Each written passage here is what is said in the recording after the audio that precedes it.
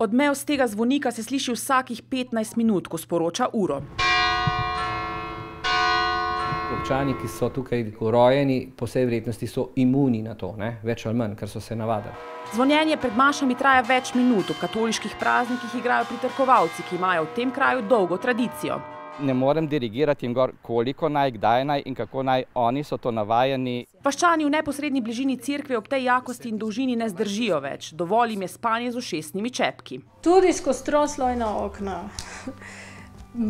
Poleti ne moreš luftati. Ne, poleti ne moreš luftati, ker te recimo ob 6. zjutraj te cerkev iz groba vrže. Zvona se ne da tako pribiti ali odviti kot radio. Domačini radi to zvonjenje, zato so tudi kupili velike zvonove.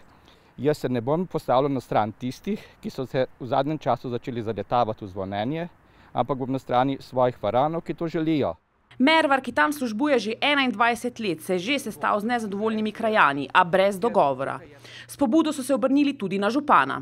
Jaz še vedno od njih čakam neke konkretne podatke, s katerimi bi potem lahko kot župan tudi opravil nek konkreten razgovor z župnikom. Ne župan, ne župnik si ne želita napetosti. Stari Vodičani pravijo, prišleki nas pa ne bodo rihtali. In prej to ni bilo mar, danes so pa veliko bolj zavzeti za to.